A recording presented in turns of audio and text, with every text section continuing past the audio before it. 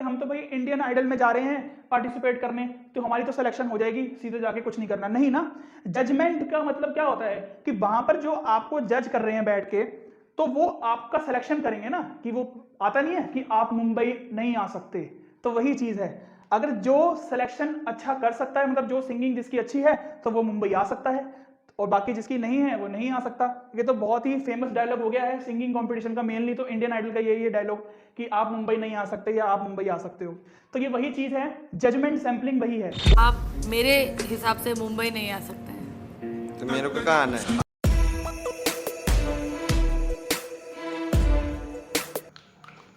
इन्फेरेंशियल statistics क्या है ये? बहुत डिफिकल्ट लगता है बच्चों को, क्योंकि आज से पहले कभी भी ये इन्फेरेंशियल स्टैटिस्टिक्स के बारे में डिस्कस नहीं किया, ना हमने कभी 10th में ऐसा कुछ पढ़ा, ना 11th में पढ़ा। तो इन्फेरेंशियल स्टैटिस्टिक्स होता क्या है, कहाँ से निकल के आया, सब पढ़ेंगे डिटेल में। 2-3 वीडियोस जितनी भी बनेंगी इस टॉपिक पर, अगर वो देख लिया, उसके बाद आपको इन्फेरेंशियल स्टैटिस्टिक्स में तो कोई प्रॉब्लम आने से रही, ये मेरी गारंटी है। 5 मार्क्स का चैप्टर आता है ये बोर्ड एग्जाम में, तो इसको ये मत सोचो कि 5 मार्क्स में है तो क्यों इसकी टेंशन ले। देखो 5 मार्क्स में आ रहा है, लेकिन इसमें है भी कुछ नहीं, थोड़ा बहुत देखो थ्योरी पढ़नी है हमें इसमें, और थोड़ा बहुत प्रैक्टिकल है। इस बार का जो सैंपल पेपर है उसमें थ्योरी डाली गई है इस चैप्टर में से, तो इस वजह से हमें थोड़ी बहुत थ्योरी भी डिस्कस करनी पड़ेगी इसकी। एग्जाम्पल से समझेंगे, सब कुछ समझेंगे। देखो थ्योरी लिखने के लिए तो आएगी नहीं आपके पास, एमसीक्यूज में ही पूछेंगे, तो इस वजह से हम डिस्कस करेंगे पॉइंट्स बाय पॉइंट्स, क्या है क्या नहीं है। तो डरना नहीं है इससे कि इन्फेरेंशियल स्टैटिस्टिक्स क्या है। 5 मार्क्स में आता है बोर्ड एग्जाम में, ठीक है, 5 मार्क्स में चैप्टर आता है ये बोर्ड में। अब देखो क्लास 11th पर चलते हैं। क्लास 11th में हमने डिस्क्रिप्टिव स्टैटिस्टिक्स पढ़ा था। डिस्क्रिप्टिव, ये चीज पढ़ी थी हमने। ये चीज तो आप इकोनॉमिक्स में भी पढ़ लेते हो, क्या mean, median, mode, mean deviation, standard deviation, variance, ये सब हम डिस्क्रिप्टिव स्टैटिस्टिक्स में पढ़ते थे क्लास 11th में। इन्फेरेंशियल स्टैटिस्टिक्स यहीं से आती है, क्योंकि डिस्क्रिप्टिव स्टैटिस्टिक्स क्या होता था कि हमें कुछ डाटा दे दिया, उसको हमें मीन निकालना है, मीडियन, मोड, फ्रीक्वेंसी डिस्ट्रीब्यूशन, ये सब हमें करना था कुछ डाटा का, ठीक है। इन्फेरेंशियल स्टैटिस्टिक्स में हमें क्या करना होता है, इसमें हमें करनी होती है भविष्यवाणी। हाँ बेटा, क्या करनी होती है हमें, इसमें हमें करनी पड़ती है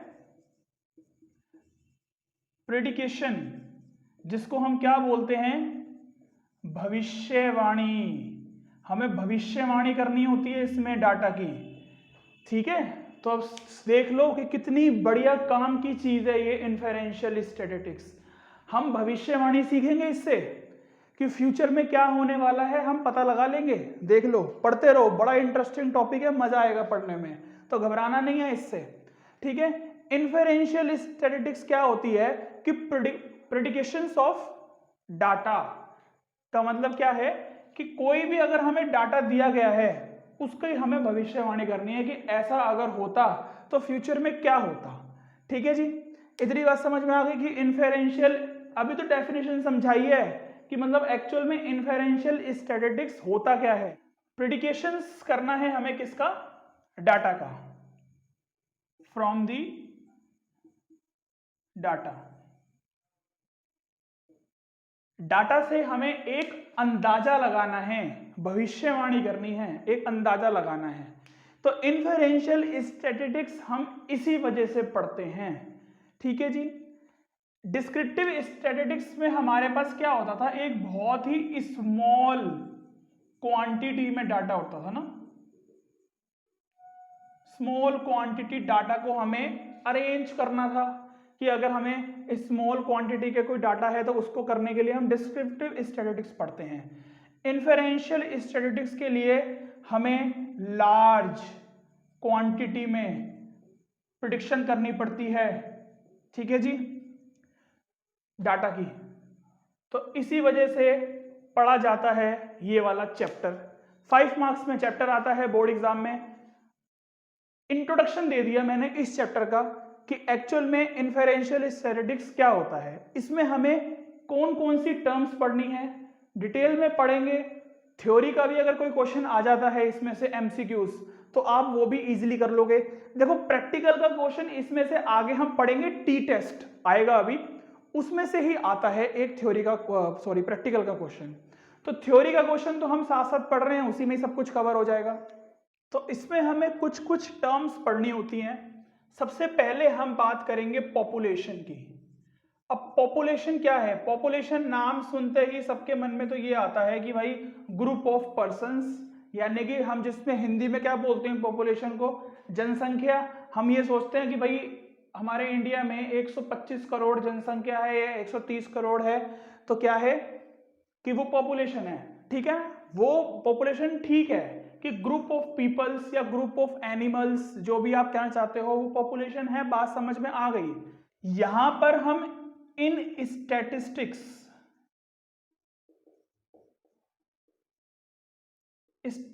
में समझेंगे कि पॉपुलेशन का मतलब क्या है। पॉपुलेशन का मतलब एनी ग्रुप ऑफ पीपल। अब सिर्फ इतना ही नहीं है, स्टैटिस्टिक्स में पीपल के ग्रुप के बारे में तो बात होगी, पॉपुलेशन टर्म को डिफाइन कर रहा हूं मैं कि पॉपुलेशन क्या है। इन्फेरेंशियल स्टैटिस्टिक्स में सबसे पहले हम पॉपुलेशन टर्म ही समझते हैं, जो कि बिल्कुल स्टार्टिंग है चैप्टर की। इवेंट्स, ऑब्जेक्ट्स, इन सब का अगर ग्रुप है तो स्टैटिस्टिक्स में पॉपुलेशन इसको बोला जाता है कि ग्रुप ऑफ पीपल नहीं, इवेंट्स हो, ऑब्जेक्ट्स हो, कुछ भी हो। यहां पर और देख लेते हैं कि क्या क्या लिखा हुआ है। एक्सपेरिमेंट्स, ऑब्जर्वेशंस, कुछ भी कह सकते हो आप। एक्सपेरिमेंट्स, ऑब्जर्वेशंस, मतलब जिसका भी अगर एक ग्रुप बन रहा है तो उसको बोला जाता है पॉपुलेशन। तो इसका मतलब ये आ गया कि पॉपुलेशन कोई ऐसा तो नहीं होगा कि 10-15 पीपल का ग्रुप है या 10-15 इवेंट्स हैं, 10-15 ऑब्जेक्ट्स हैं, नहीं ना, लार्ज नंबर ऑफ क्वांटिटी में होगा। तभी मैंने बताया कि इन्फेरेंशियल स्टैटिस्टिक्स में हम लार्ज नंबर ऑफ डाटा पढ़ते हैं। फिर एक आता है सैंपल, इसको सैंपल कहो, सैंपलिंग कहो। ठीक है, सैंपलिंग क्या है या सैंपल क्या है? देखो सैंपल समझ में आता है ना वर्ड। सैंपल का मतलब क्या होता है कि यहां पर देखो, अगर ये पूरा एक पॉपुलेशन है, किसी भी चीज का डाटा है लार्ज क्वांटिटी में, तो इसमें से क्या होगा कि कुछ पार्ट सैंपल होगा। तो ये वाला पार्ट क्या है? सैंपल है। और ये पूरा पार्ट जो था हमारा, ये क्या था? पूरा पार्ट। ये पूरा पार्ट क्या है? पॉपुलेशन है। तो इससे हमें ये समझ में आ गया कि सैंपल क्या है? पॉपुलेशन का एक पार्ट है, छोटा सा। ठीक है जी, ये सब हम क्यों पढ़ रहे हैं बेटा? ये बेसिक है, स्टार्ट यहीं से होगा जो होगा। अगर ये चीज समझ में आ रही है अच्छे से, तो थ्योरी कोई भी आ जाए कराओगे, एमसीक्यूज की थ्योरीज आ जाए इस चैप्टर में से तो कराओगे। आपके सैंपल पेपर में इस बार एमसीक्यूज की थ्योरीज डाली गई है इस चैप्टर में से, तो इस वजह से थ्योरीज पर काम करना जरूरी है। देखो मैंने यहाँ पे डेफिनेशन भी लिख दी है सैंपल की, कि सैंपल क्या है? Sample is a smaller group of member of population. मतलब कि पॉपुलेशन कितना बड़ा है, सैंपल इसका बस एक छोटा पार्ट है, स्मॉलर ग्रुप है पॉपुलेशन का, selected to represent the population. जो भी हमने पॉपुलेशन सेलेक्ट करी है, पॉपुलेशन सेलेक्ट कैसे? मतलब कि group of people, events, objects, experiments, observation, किसी का भी एक ग्रुप लिया, उसमें से ग्रुप क्या होगा? लार्ज होगा। उसमें से कुछ सैंपल लिया है स्मॉलर क्वांटिटी में, यानी कि स्मॉलर ग्रुप ऑफ मेंबर्स, इसको बोला जाता है सैंपल। देखो डेफिनेशन आएगी नहीं आपके सिलेबस में लिखने के लिए, बस मैंने ये आपको समझाने के लिए लिखा है कि पॉपुलेशन और सैंपल क्या है। अब ऐसा कोई भी एमसीक्यू क्वेश्चन बन जाता है जिसमें वो पूछे कि ये स्टेटमेंट पॉपुलेशन है या सैंपल है, तो आप अब इजीली बता सकते हो, क्योंकि मैंने इसको बहुत ही इजी लैंग्वेज में डिफाइन कर दिया कि पॉपुलेशन ये चीज होती है कि लार्ज ग्रुप ऑफ पीपल या एक्सपेरिमेंट्स, ऑब्जेक्ट्स, ऑब्जर्वेशन, कुछ भी कह सकते हैं आप लोग, और सैंपल पॉपुलेशन का एक पार्ट होता है सिर्फ। ठीक है जी। अब ये सैंपल हम क्यों पढ़ते हैं? सिर्फ ये सैंपल की वजह से ही हम बता सकते हैं कि हमारा लार्ज नंबर ऑफ डाटा क्या निकल के आएगा। इन्फेरेंशियल स्टैटिस्टिक्स में हम मेन चीज ये सैंपल ही पढ़ते हैं, क्योंकि ये सैंपल ही ये बताता है हमें पॉपुलेशन। ठीक है, अभी समझेंगे इसको और डिटेल में समझेंगे। आपको मजा आ रहा होगा अब इस चीज में, इंटरेस्टिंग लग रहा होगा, एक्साइटमेंट लग रही होगी कि आगे क्या होने वाला है। तो आगे भी बहुत कुछ होने वाला है, देखते हैं, धीरे धीरे पढ़ेंगे। प्रोबेबिलिटी सैंपलिंग क्या होता है इसको अभी हम समझते हैं, एंड देन इसके टाइप्स क्या क्या हैं वो समझते हैं। देखो, प्रोबेबिलिटी सैंपलिंग आपको नाम से पता चल रहा हो कि प्रोबेबिलिटी तो हम अब तक पढ़ते आए हैं ना, कि प्रोबेबिलिटी क्या होती है। प्रोबेबिलिटी क्या होती है कि जिसको इक्वल चांस मिल रहे हों। जैसे कि अगर मैंने क्या किया, अगर 10 स्टूडेंट्स हैं क्लास में या 30 स्टूडेंट्स हैं क्लास में, अगर मुझे उसमें से एक स्टूडेंट को सेलेक्ट करना है तो क्या होगा कि सबका इक्वल चांस है, किसी का भी चांस आ सकता है, किसी को भी मैं सेलेक्ट कर सकता हूं। तो प्रोबेबिलिटी तो क्या होती है ना, कि अगर एक कॉइन मैंने टॉस किया तो हेड आने की भी वही प्रोबेबिलिटी होगी और टेल आने की भी वही प्रोबेबिलिटी होगी। तो इसका मतलब क्या है कि प्रोबेबिलिटी तो हमें समझ में आ गया कि प्रोबेबिलिटी सैंपलिंग भी यही है। अजय, सैंपलिंग के टाइप्स पढ़ने से पहले एक चीज और समझो जरा। पॉपुलेशन और सैंपल तो आप लोगों को समझ में आ गया है, बट देखो एक्चुअल में हम क्या है, पॉपुलेशन हम किस चीज को बोल रहे हैं। अगर हमारे पास मान लो कि इंडिया में 130 करोड़ लोग हैं, अगर मुझे ये पता करना है कि उन सबकी हाइट क्या होगी, तो मैं क्या कर सकता हूं, मैं उन 130 करोड़ लोगों की सबकी हाइट पता करूंगा। मतलब इतना सोचो कि इतना बड़ा डाटा, तो एक्चुअल में पॉपुलेशन यही है। ये इतना बड़ा डाटा जो आ रहा है ना, पॉपुलेशन वही है। या इतना बड़ा एग्जांपल नहीं लेना, तो ऐसे समझो कि एक स्कूल के अंदर 2000 स्टूडेंट्स हैं। ठीक है, कितने? 2000 एक स्कूल के अंदर सारे स्टूडेंट्स हैं। अगर मुझे उनकी हाइट पता करनी है कि उनकी हाइट क्या है, तो मैं क्या करूंगा, 2000 स्टूडेंट्स की हाइट चेक करूंगा सबकी एक एक करके। तो एक्चुअल में ये 2000 स्टूडेंट्स की जो हाइट पता कर रहे हैं ना हम, उसको ही हम बोल रहे हैं पॉपुलेशन। यानी कि क्या हुआ, हमने एक इवेंट करा ना, एक ग्रुप ऑफ इवेंट किया कि मुझे इतने सारे स्टूडेंट्स की हाइट चाहिए। ठीक है, अब सैंपल क्या करूंगा मैं, सैंपल का मतलब क्या है, पॉपुलेशन के बाद सैंपल क्या आता है। अब मैं क्या करूंगा, उसमें से कुछ सैंपल ले लूंगा। यानी कि 2000 स्टूडेंट्स हैं, मैंने अगर 100 स्टूडेंट सेलेक्ट कर लिए, कि 100 स्टूडेंट सेलेक्ट करे मैंने, और उनके बेसिस पर मैंने प्रिडिक्शन कर लिया। पढ़ा था ना हमने कि इन्फेरेंशियल स्टैटिस्टिक्स क्या होती है, यही होती है ना कि प्रिडिक्शन कर लिया हमने। कि एग्जांपल के लिए समझ लो कि 100 स्टूडेंट्स की जो हाइट आई वो करीबन आपकी 5 फुट हाइट है। तो मैं क्या करूंगा, मैं एक प्रिडिक्शन कर लूंगा कि हाँ कि 1000 स्टूडेंट्स की हाइट भी जो है 5 फीट होगी। ठीक है, मैंने 100 स्टूडेंट्स की हाइट चेक करी, 5 फीट आई, तो मैंने प्रिडिक्शन कर लिया कि 1000 स्टूडेंट्स की भी यही होगी। तो अब मैं क्या करूंगा, मैं 2000 स्टूडेंट्स जो हैं, जो मैंने लिए हैं, उन सबकी मैं हाइट चेक नहीं करूंगा, मैं एक सैंपल डाटा लेके चेक कर सकता हूं ये चीज। तो ये होती है सैंपलिंग, और यही हमें पढ़ना है इस पूरे चैप्टर में। तो अब टाइप्स ऑफ सैंपलिंग की बात कर लेते हैं कि प्रोबेबिलिटी सैंपलिंग और non probability sampling. Probability sampling मैंने बता दिया कि अगर मान लो कि एक कंपनी में 1000 एम्प्लॉइज काम करते हैं, उसमें से मुझे 100 एम्प्लॉइज सेलेक्ट करने हैं, तो वो क्या है, प्रोबेबिलिटी है, प्रोबेबिलिटी सैंपलिंग है ना। 1000 एम्प्लॉइज हैं, मुझे 100 एम्प्लॉइज लेने हैं, सैंपल लेना है 100 एम्प्लॉइज का, कुछ इवेंट्स का। तो हम क्या करेंगे, 1000 स्टूडेंट्स के इक्वल चांस हैं कि कोई भी 1000 में से 100 स्टूडेंट्स हम सेलेक्ट कर सकते हैं, एम्प्लॉइज सेलेक्ट कर सकते हैं। तो ये होती है प्रोबेबिलिटी सैंपलिंग। अब नॉन प्रोबेबिलिटी सैंपलिंग क्या होती है, नॉन प्रोबेबिलिटी सैंपलिंग इसका उल्टा होगा कि जिसके इक्वल चांस ही नहीं है। नॉन प्रोबेबिलिटी सैंपलिंग क्या है कि each member has not equal chance of being selected. ठीक है जी, तो ये चीज समझ लो कि नॉन प्रोबेबिलिटी सैंपलिंग क्या है कि जिसके इक्वल चांस ही नहीं है, तो वो है।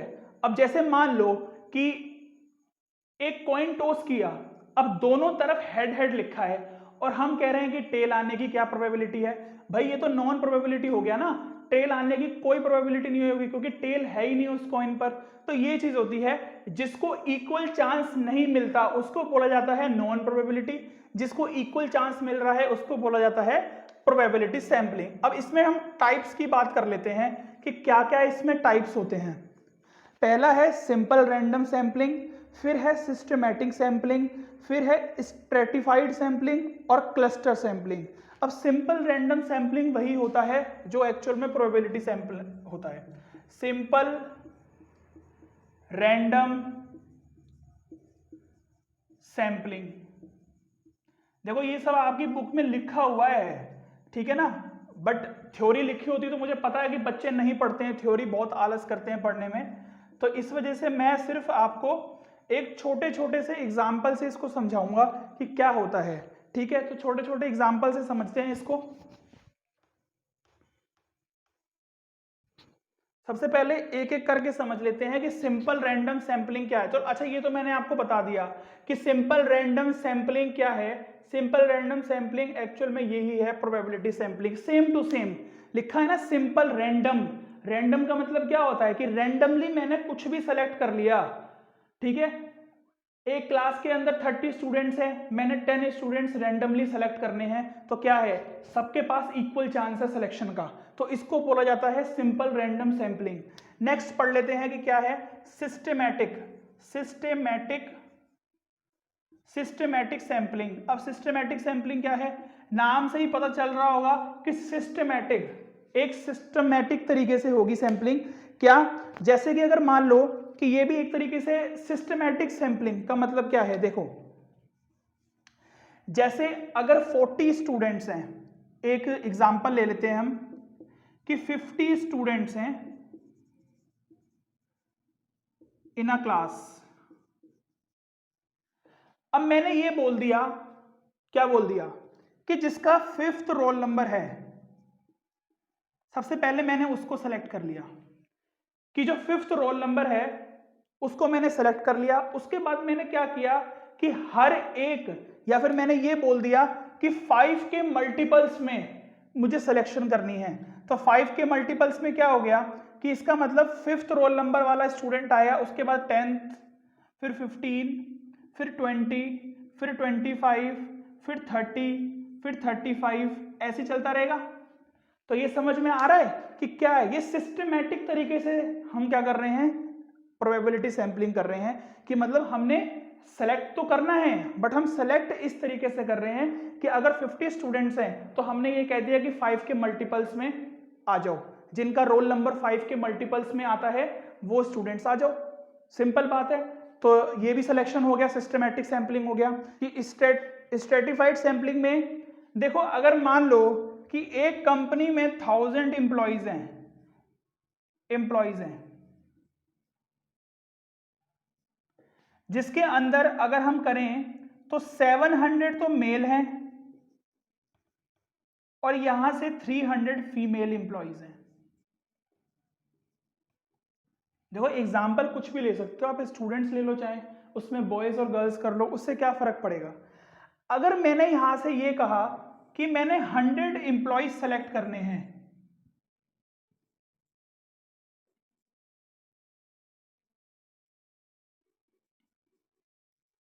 तो मैं क्या करूंगा, देखो जिस रेशो में 700 मेल है और 300 फीमेल है 1000 एम्प्लॉइज में, तो मैं क्या करूंगा कि यहां से अगर मैंने 100 एम्प्लॉइज सेलेक्ट करने हैं तो किसी के साथ भी क्या हो रहा है, नाइंसाफी नहीं हो रही है। हम क्या करेंगे कि 70 मेल एम्प्लॉइज सेलेक्ट करेंगे और कोई भी 30 फीमेल। ये आ रही है बात समझ में। तो इसको बोला जाता है स्ट्रेटिफाइड सैंपलिंग। देखो यहां पर 100,000 एम्प्लॉइज से अगर हम सेलेक्ट करते तो हो सकता था कि उसमें सारे मेल कैंडिडेट्स आ जाते हैं, फीमेल आते ही नहीं। तो इस वजह से तो ये तो फिर क्या हो जाता, बायस हो जाते हम, क्योंकि प्रोबेबिलिटी तो हम क्या पढ़ते हैं कि अनबायस्ड, बायस तो होना ही नहीं है हमें बिल्कुल भी। तो इसी वजह से हमने क्या किया कि अगर 1000 एम्प्लॉइज सेलेक्ट करे हैं तो उसमें से 70 मेल और 30 फीमेल, किसी के साथ भी नाइंसाफी नहीं हुई कि 300 फीमेल्स में से हमने 30 फीमेल सेलेक्ट कर लेंगे और 700 मेल में से 70 मेल कर लेंगे, तो इस हिसाब से मिला के हमारे 100 एम्प्लॉयज हो जाएंगे। तो ये चीज आ गई आपकी स्ट्रेटिफाइड सैम्पलिंग्स। क्या क्या पढ़ा हमने? सिंपल रैंडम सैम्पलिंग तो वही था कि सिंपल रैंडमली हमने सेलेक्ट करना है कुछ भी। सिस्टमैटिक सैम्पलिंग में एक सिस्टमैटिक तरीके से हमने सिलेक्शन करी है कि जैसे 5 के मल्टीपल्स में हमने रोल नंबर्स लिए हैं और स्टूडेंट्स को सेलेक्ट किया है। स्ट्रेटिफाइड सैम्पलिंग में हमने क्या किया है, मेल और फीमेल को अलग अलग करके फिर हमने सिलेक्शन कर ली कि 100 एम्प्लॉइज में से 70 मेल और 30 फीमेल। एक आता है इसका क्लस्टर सैम्पलिंग। अब क्लस्टर सैम्पलिंग क्या होता है कि क्लस्टर सैम्पलिंग का एग्जांपल समझो। एक कंपनी है, कोई भी ब्रांड की कंपनी ले लो, ठीक है, कोई भी कंपनी है, उस कंपनीज में बहुत सारे एम्प्लॉइज काम करते हैं, लेकिन उस कंपनीज की क्या है, ब्रांचेस भी हैं, बहुत सारी क्या है, ब्रांचेस हैं। अब बहुत सारी सिटीज में ब्रांचेस हैं इस कंपनी की, जैसे हम एग्जांपल के लिए ले लेते हैं कि 20 ब्रांचेस हैं। अब 20 ब्रांचेस हैं और हमें एम्प्लॉइज सिलेक्शन करनी है। अब कैसे करें जी? अब एक पूरी कंपनी है कोई, उसकी 20 ब्रांचेस हैं, हमने सिलेक्शन करनी है एम्प्लॉइज की, तो क्या करेंगे हम क्या करेंगे, एक एक ब्रांच के अंदर जाके सिलेक्शन करेंगे क्या? अगर हमने 100 एम्प्लॉइज सेलेक्ट करने हैं तो 100 एम्प्लॉइज, अगर तो देखो हमने एक ही ब्रांच से सिलेक्शन कर ली तो ये तो फिर नाइंसाफी हो जाएगी, वो हमें नहीं करनी, नाइंसाफी तो बिल्कुल भी नहीं करनी हमें, ठीक है। इन्फेरेंशियल स्टैटिस्टिक्स अगर पढ़ रहे हो तो ये चीज सीख जाओगे कि नाइंसाफी नहीं करनी किसी के साथ। तो 100 एम्प्लॉइज अगर हमें सिलेक्शन करने, सबसे पहले हम क्या करें, सबसे पहले हम ब्रांचेस सेलेक्ट कर लेना। 20 ब्रांचेस हैं, अगर इसको सेलेक्ट कर ले पहले, फिर उसमें से एम्प्लॉइज सेलेक्ट करने तो ज्यादा बेस्ट है। अगर मान लो कि 20 ब्रांचेस हैं, हमने इसमें से 10 ब्रांच सेलेक्ट कर ली, पहले ये सेलेक्ट कर लिया हमने, उसके बाद इन 10 ब्रांचेस से हम क्या कर लेंगे, एम्प्लॉइज सेलेक्ट कर लेंगे। ये हमारे एम्प्लॉइज हैं, यहां से हम सिलेक्शन कर लेंगे। तो ये होता है क्लस्टर सैंपलिंग। क्लस्टर सैंपलिंग का मतलब आ गया कि हमने पहले ब्रांचेस सेलेक्ट करी है एंड देन हमने एम्प्लॉइज सेलेक्ट कर रहे हैं। ये बात आ रही है समझ में कि सब सिलेक्शन प्रोसीजर हो रहा है, सब सैंपल ले रहे हैं हम, एक तरीके से समझ लो। तो ये होता है हमारा प्रोबेबिलिटी सैंपलिंग, जिसमें हमने ये 4 टाइप्स पढ़े हैं। अगर कोई भी एग्जाम्पल आ जाता है तो अब आप लोग सीधे सीधे बता सकते हो। सिंपल रैंडम सैंपलिंग सिंपल होता है, सिस्टमैटिक में एक सिस्टमैटिक तरीके से सिलेक्शन हो रही है। स्ट्रेटिफाइड सैंपलिंग का मतलब क्या है कि मेल और फीमेल को हमने इक्वल प्रेफरेंस दी है, उससे हमने सिलेक्शन करी है। और क्लस्टर सैंपलिंग में भी क्या हो रहा है कि अगर 20 ब्रांचेस हैं तो अगर हम ऐसे भी तो कर सकते हैं कि एक ब्रांचेस से ही 100 एम्प्लॉइज को सेलेक्ट कर दें, तो बाकी के फिर 19 ब्रांचेस कैसे, कंपनी तो एक ही है। तो इस वजह से हमने पहले सिलेक्शन कर ली ब्रांचेस की, उसके बाद हमने वहां से उन ब्रांच को, हमने जो ब्रांच सेलेक्ट करे हैं उससे फिर हमने एम्प्लॉयज सेलेक्ट कर लिए कि एक ब्रांच से जितने एम्प्लॉयज ले लिए, दूसरे से इतने ले लिए, ऐसे करके हमने 100 एम्प्लॉयज पूरे कर लिए अपने। बात आ गई समझ में। नॉन प्रोबेबिलिटी सैंपलिंग का फर्स्ट टाइप आता है कन्वीनियंस सैंपलिंग। इसके भी 4 टाइप्स होते हैं। कन्वीनियंस सैंपलिंग, नाम से पता चल रहा होगा कन्वीनियंस, इसका मतलब क्या है?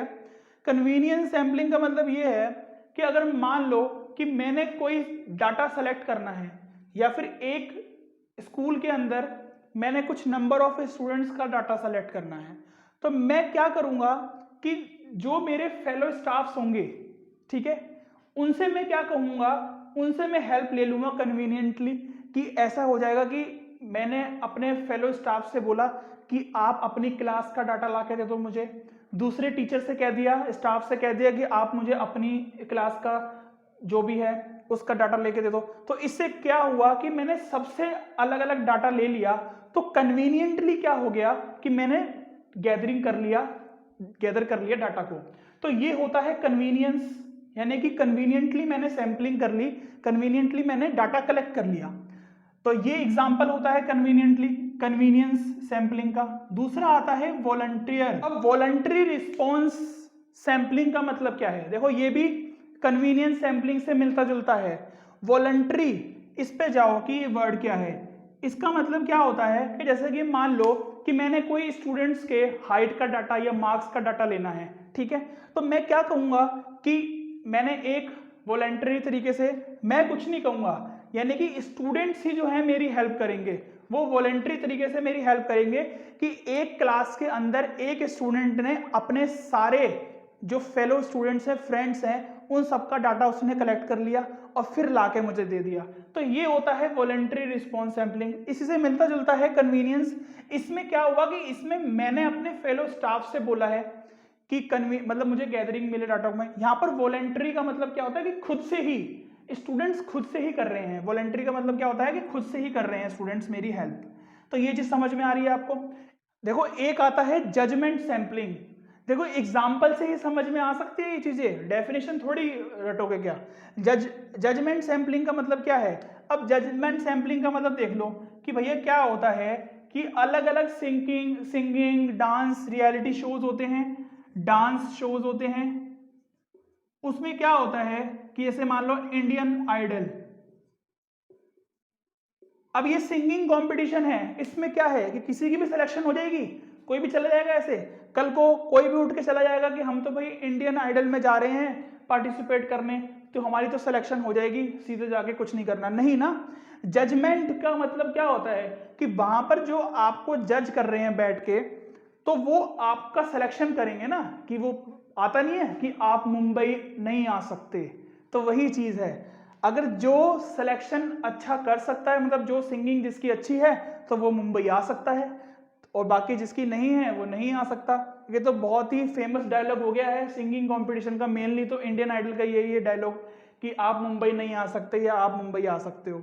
तो ये वही चीज है, जजमेंट सैम्पलिंग वही है कि आपने जजमेंट करके सिलेक्शन करी है नंबर ऑफ पार्टिसिपेंट्स की या नंबर ऑफ सिंगर्स जो भी वहां पर आए हैं, ठीक है जी। एक आता है स्नो बॉल सैम्पलिंग, यही है जी, यही है स्नो बॉल सैम्पलिंग। अच्छा, स्नो बॉल सैम्पलिंग का मतलब क्या होता है। इसमें देखो कभी आपने वो देखा है, बर्फ का गोला होता है ना, उसको आप जितना मर्जी बड़ा कर सकते हो, अगर उसको आप रोल करोगे ना, तो रोल करने पर वो ऑटोमेटिकली क्या होगा, बढ़ता जाएगा, बड़ा होता जाएगा। स्नो बॉल जो होती है, आप लोग अगर गए हो कभी बर्फ वाले जगह तो आपको पता होगा, क्योंकि सारे जाके बर्फ से तो खेलते ही हैं, तो वो गोला बनाते हो ना बर्फ का और फिर मारते हो एक दूसरे के ऊपर। तो ये स्नो बॉल कैसे है, अगर हमें बड़ी करनी है अपनी बॉल, तो हम क्या करते हैं कि उसको और लेके जोड़ देते हैं, और लेके ऐड कर देते हैं, तो वो बड़ा हो जाता है। तो स्नो बॉल, तो नाम भी इसका वैसे ही पड़ा है, देख लो स्नो बॉल सैम्पलिंग का नाम भी पड़ा है। अच्छा, अगर एग्जाम्पल से समझना है तो इसको ऐसे समझो कि एग्जाम्पल क्या ले, कि देखो क्या होगा कि अगर मान लो कि मुझे अपनी सिटी में ये पता करना है कि लेबर चाइल्ड क्या कितने हैं, ठीक है। अगर मैं अब एक जगह गया, कहीं काम चल रहा था, वहां पर एक लेबर चाइल्ड काम कर रहा है, तो अब मैं ऐसे पूरी सिटी में थोड़ी घूमता फिरूंगा कि कहाँ कहाँ लेबर चाइल्ड काम कर रहे हैं, ठीक है जी, कहाँ कहाँ मतलब चाइल्ड है जो काम कर रहे हैं।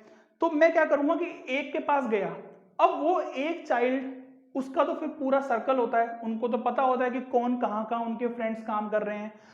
तो ये चीज क्या है कि वो ही मुझे आगे लेके जाएगा अलग अलग जगह। तो ये होती है स्नोबॉल सैम्पलिंग। क्या हो गया कि एक तरीके से चैन बन गई ना, मैंने एक को पकड़ा, वो आगे दूसरा पकड़वाएगा, फिर आगे बनेगी, ऐसे चैन चलती रहेगी। वही तो स्नोबॉल भी तो वही होती है कि मैंने एक स्नोबॉल ली, फिर उसमें मैंने दूसरी ऐड करी, फिर तीसरी ऐड करी, तो वो बड़ी बड़ी बड़ी बड़ी बनती जाती है, चैन बनती जाती है। तो ये होता है स्नोबॉल सैम्पलिंग। स्नोबॉल तो आपको इजीली याद रह जाएगा। जजमेंट भी, ये जजमेंट वर्ड से आपको याद आ जाएगा कि याद रख लेना कि आप मुंबई नहीं आ सकते, तो उससे आपको याद आ जाएगा कि जजमेंट सैम्पलिंग क्या है।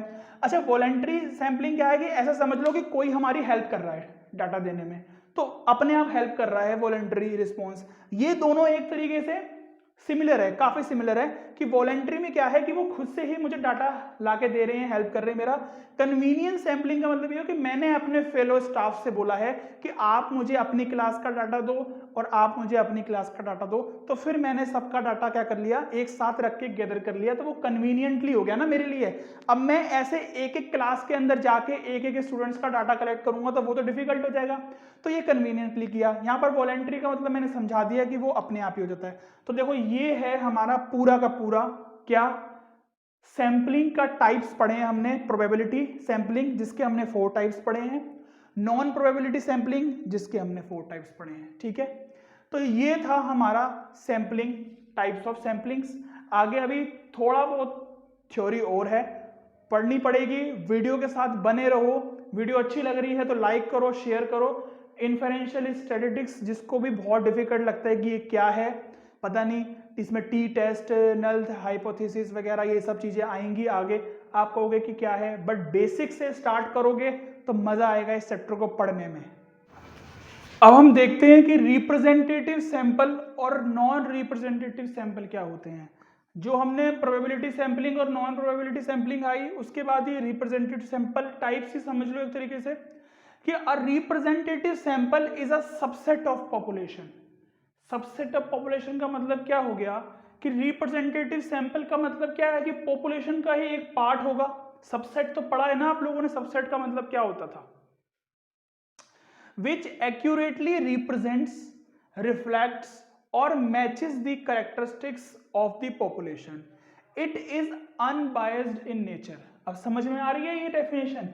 नहीं ना, क्योंकि हमें डेफिनेशन की जरूरत ही नहीं है ना, हमें तो एग्जांपल समझना है कि रिप्रेजेंटेटिव सैंपल क्या होता है। तो हम एक छोटा सा एग्जांपल ले लेते हैं कि एक्चुअल में एग्जांपल से ही समझ में आएगा। अगर मैंने 10 स्टूडेंट सेलेक्ट करे, ठीक है, अगर मैंने 10 स्टूडेंट सेलेक्ट करे और इसमें जब सिलेक्शन के बाद मैंने देखा कि इसमें तो 6 बॉयज हैं और 4 गर्ल्स हैं, इसका मतलब क्या हो गया कि ये 10 स्टूडेंट्स में बॉयज और गर्ल्स का रेशो क्या है, 3:2 है ना। तो 3:2 में बॉयज और गर्ल्स हैं, इसका मतलब क्या है कि मैं ये मान लूंगा कि ऐसे समझ लो कि 10 स्टूडेंट्स हैं जिसमें 6 बॉयज और 4 गर्ल्स हैं, तो 3:1 हो गया। अब जैसे मान लो कि एक स्कूल के अंदर 1000 स्टूडेंट्स हैं, तो मैं क्या मान लूंगा कि 1000 स्टूडेंट्स हैं अगर टोटल, तो इसका मतलब मैंने प्रेडिक्शन कर ली क्या कि इसमें भी 3:2 होगा। तो 3:2 का मतलब क्या हो गया कि कितने, 600 बॉयज होंगे और 400 गर्ल्स होंगी। तो मैंने ऐसे प्रेडिक्शन कर लिया, इसको बोला जाता है रिप्रेजेंटेटिव सैंपल, कि मैंने 10 स्टूडेंट का तो सैंपल लिया है। अब देखो ये सैंपल ही तो है, ये सैंपल है, और ये एक्चुअल में क्या था, ये पूरा पॉपुलेशन था ना, एक ग्रुप था स्टूडेंट्स का, ठीक है। ऐसे समझ लिया करो कि एक large group of people, events, कुछ भी है तो वो पॉपुलेशन है। एक सब पार्ट या फिर स्मॉल ग्रुप ऑफ सैंपल अगर है, ग्रुप ऑफ पीपल है, तो वो क्या है, सैंपल, जो कि आता इसी में से निकल के है। यानी कि ये जो 1000 स्टूडेंट्स है ना, इनमें से मैंने, इसी में से मैंने 10 स्टूडेंट सेलेक्ट करे हैं जिसमें बॉयज और गर्ल्स का रेशो ये है, तो मैंने प्रेडिक्शन कर ली कि हाँ 600 बॉयज होंगे और 400 गर्ल्स होंगी। तो ये होता है रिप्रेजेंटेटिव सैंपल का। इसको बोला जाता है it is unbiased in nature. ये चीज समझ में आ रही है? ये देखो, ये पूछ सकता है एमसीक्यूज में, ये पूछ सकता है एमसीक्यूज में, अनबाइज्ड इन नेचर मतलब ये बायस नहीं है, अनबायस है ना। देखो हमने क्या किया, सिंपल हमने ऐसे से कि किसी के साथ भी कोई भी मतलब नाइंसाफी हो रही है, बायसनेस हो रही है, नहीं हो रही ना, तो अनबायस्ड है in nature. Non representative sample का मतलब क्या है कि non representative sample is a subset of population. ये भी एक सबसेट, पॉपुलेशन का ही सबसेट है, क्योंकि है तो देखो सैंपल ही है ना। नॉन रिप्रेजेंटेटिव है तो क्या है, सैंपल है, सैंपल पॉपुलेशन का ही पार्ट होता है। तो is a subset of population that does not represent. अब डज नॉट यहां पर क्या था कि विच एक्यूरेटली रिप्रेजेंट्स, एक्यूरेटली रिप्रेजेंट्स है, हमने देखो एक्यूरेटली रिप्रेजेंट किया है उसको। यहां पर does not represent, reflects the characteristics या मैचेस ऑफ द पॉपुलेशन। अब ये क्या है, it is biased in nature, इसकी नेचर क्या है, बायस्ड है। अच्छा, इसमें इसका एक एग्जाम्पल समझें, इसका एक एग्जाम्पल लो। कैसे लोगे कि एक टीवी सीरियल है, एक टीवी सीरियल की रेटिंग होनी है। अब क्या किया जाता है कि टीवी सीरियल को रेट करने के लिए एक टेलीफोन कंपनी में फोन लगाया जाता है और वहां से कुछ नंबर सेलेक्ट किए जाते हैं। तो क्या होगा कि टीवी सीरियल को रेटिंग करना है, तो क्या हुआ कि ये टीवी सीरियल वाला गया, कहां गया जी, टेलीफोन डायरेक्टरी के पास गया और वहां से उसने कहा कि मेरे को कुछ टेलीफोन्स दे दो जिससे कि मैं फोन करके अपने सीरियल की रेटिंग कर सकूं। बट अब देखो ये बायस्ड क्यों है, क्योंकि हो सकता है कि टेलीफोन डायरेक्टरी में क्या हो कि कई ऐसे नंबर्स हों या कई ऐसे व्यूवर्स हों जिनका टेलीफोन डायरेक्टरी में नंबर रजिस्टर्ड ही नहीं है। आ रही है बात समझ में? देखो बायसनेस हो रही है ये तो भाई अब देखो जैसे मैं हूं, अब मेरा नंबर टेलीफोन डायरेक्टरी के पास रजिस्टर्ड नहीं है, मान लो नहीं है, तो क्या होगा, इसे समझ में आ रहा है? अब जैसे मैंने आज तक कभी भी किसी टीवी सीरियल को रेट नहीं किया, भाई मुझे भी करना है किसी टीवी सीरियल को रेट, तो अब क्या होगा कि मेरे पास तो भाई किसी की कॉल नहीं आई, क्यों? क्योंकि टेलीफोन डायरेक्टरी के पास मेरा नंबर नहीं होगा। तो इसका मतलब क्या हो गया, ये तो भाई बायस हो गया, ये तो बायस्ड हो गया इन नेचर। मतलब मेरे को तो सेलेक्ट करने के लिए चांस ही नहीं मिला ना, मेरी सिलेक्शन के लिए मुझे चांस मिला नहीं मिला ना, इक्वल चांस नहीं मिला। तो इसका मतलब ये क्या है कि बायस्ड इन नेचर है। ये अनबायस्ड क्यों था? तो यहां पर तो सिंपल सी बात थी ना कि 10 स्टूडेंट्स हमने सेलेक्ट कर लिए, रैंडमली सेलेक्ट करे हैं 1000 में से, सबको इक्वल चांस मिला है। यहां पर जब पता किया तो 6 बॉयज थे 4 गर्ल्स थे, तो ये रेशो में, और इसी रेशो से हमने 1000 स्टूडेंट्स को डिवाइड कर दिया, तो ये तो अनबायस्ड था नेचर। अब ये बायस्ड क्यों है भाई? टेलीफोन डायरेक्टरी में नंबर रजिस्टर्ड नहीं होगा कई पर्संस का, कई पीपल का, जैसे मेरा भी नहीं है। अब क्या है कि अब रेटिंग देने के लिए वही रेटिंग दे सकते हैं कि जिनका नंबर रजिस्टर्ड है, तो इसका मतलब भाई ये तो बायस्ड हो गया इन नेचर। तो ये एग्जांपल है नॉन रिप्रेजेंटेटिव सैंपल का। आ रही है बात समझ में? अब क्वेश्चन आ सकता है ये कि ये अनबायस्ड है नेचर और ये बायस्ड है नेचर।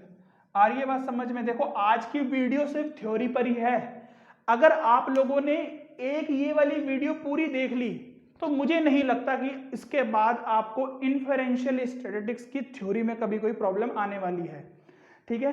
क्योंकि हम सब कुछ कवर करेंगे, इसमें कोई प्रॉब्लम नहीं आने वाली है। वीडियो को पूरी देखो, 2-2 3-3 बार देखो, तो ये आपको थ्योरी क्लियर हो जाएगी बिल्कुल। तो कन्वीनियंस सैम्पलिंग भी, ये सारी देखो बायस्ड है, स्नोबॉल भी बायस्ड है, जजमेंट भी एक तरीके से बायस्ड है ना। अगर 100 बंदे सिंगिंग के कंपटीशन में आते हैं, आप उसमें से 50 को ही सेलेक्ट करते हो, बाकी नहीं करते सेलेक्ट, तो एक तरीके से ये बायस सैम्पलिंग मानी जाती है। तो बस देखो ये पूछ सकता है वो कि आपको कि ये अनबायस्ड सैम्पलिंग है या बायस्ड सैम्पलिंग है, कौन सा टाइप बायस्ड है कौन सा अनबायस्ड है, ये पूछा जा सकता है एमसीक्यूज में। तो ये मैंने आपको बता दिया। देखो पॉपुलेशन और सैंपल में क्या डिफरेंस है, ये दिया हुआ है आपकी एमएल अग्रवाल में। मुझे नहीं लगता कि अब मुझे बताने की जरूरत है कि पॉपुलेशन और सैंपल में क्या डिफरेंस है, मैंने इतने सारे एग्जांपल लेके समझा दिए हैं। तो पैरामीटर और स्टैटिस्टिक का भी अगर डिफरेंस आ जाता है तो आप लोग थोड़ा बहुत लिख सकते हो, मतलब डिफरेंस तो क्या ही आना है, थ्योरी तो आएगी नहीं, मतलब अगर प्रैक्टिकल पोर्शन इसमें से बनता है या एमसीक्यूज बनते हैं इसके थ्योरी से, तो वो है कि अगर पॉपुलेशन के कैरेक्टरिस्टिक्स को मेजर करना है तो उसको बोला जाता है पैरामीटर। इससे हम population mean, population standard deviation और पॉपुलेशन वेरिएंस ऐसे निकालते हैं, इनके ये शॉर्ट फॉर्म है ग्रीक लेटर से, इसको बोला जाता है म्यू, ठीक है? पॉपुलेशन मीन होता है ये। तो अभी ये सब काम आएंगे आगे। और ये सैंपल के कैरेक्टरिस्टिक्स को मेजर करने के लिए बोला जाता है स्टैटिस्टिक, और ये सैंपल मीन, सैंपल वेरिएंस और सैंपल स्टैंडर्ड डेविएशन, ठीक है जी? तो ये आपकी थ्योरी थी। इसके बाद एक छोटा सा क्वेश्चन आता है CLT, सेंट्रल लिमिट थ्योरम। तो सेंट्रल लिमिट थ्योरम की बात कर लेंगे हम नेक्स्ट वीडियो में, क्योंकि उसमें भी ज़्यादा कुछ नहीं है। सेंट्रल लिमिट थ्योरम में सिर्फ एक पोर्शन है, ऐसा कुछ नहीं है कि सेंट्रल लिमिट थ्योरम से कोई प्रैक्टिकल क्वेश्चन बनता है, कि कुछ ऐसा कुछ खास प्रैक्टिकल क्वेश्चन तो नहीं बनता। स्टूडेंट्स ये था पूरा थ्योरी का पार्ट, इंट्रोडक्शन थी ये इन्फेरेंशियल स्टैटिस्टिक्स की। जितनी भी बड़ी वीडियो बनी है देख लो, इसमें हमने सारा कुछ कवर कर लिया है। एक छोटा सा एक रह गया बस part, CLT central limit theorem. वो भी कोई ज़्यादा बड़ा डिफिकल्ट नहीं है, बहुत छोटा सा पोर्शन है। वो हम नेक्स्ट वीडियो में कवर कर लेंगे या उसकी अलग से एक वीडियो बना देंगे, छोटी सी, ज़्यादा नहीं है। इसके बाद हम अपने बस अब क्या करेंगे कि अब धीरे धीरे हम प्रैक्टिकल क्वेश्चंस की तरफ जाएंगे। तो प्रैक्टिकल क्वेश्चंस करेंगे। देखो, मैंने आपको बताया कि CBSE की हैंडबुक में टी टेस्ट पर क्वेश्चंस हैं ज़्यादातर, यानी कि टी टेस्ट पर ही क्वेश्चंस आते हैं CBSE में। पिछले साल भी टी टेस्ट पर ही आए थे क्वेश्चन। बट आपकी ML अग्रवाल में बिल्कुल बेसिक से स्टार्ट किया गया कि अगर कुछ बेसिक भी पॉइंट एस्टिमेशन वगैरह है वो भी अगर निकालना है तो वो हम नेक्स्ट वीडियो में बात करेंगे उसकी। बट ये थी पूरी थ्योरी इन्फरेंशियल स्टैटिस्टिक्स की। इसके अलावा मुझे नहीं लगता कि कुछ है जो हमारा रह गया हो। बहुत मतलब ये ईजी है, सिर्फ थ्योरी समझ में आनी चाहिए आप लोगों को कि कैसे करनी है। मुझे नहीं लगता कि इसके अलावा कुछ भी आपको पढ़ने की ज़रूरत है थ्योरी वाला पोर्शन इसमें। तो वीडियो को लाइक करो, चैनल सब्सक्राइब करो, शेयर करो।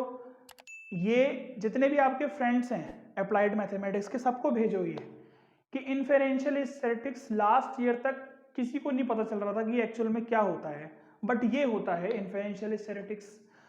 तो बाकी फिर मिलते हैं नेक्स्ट वीडियो में।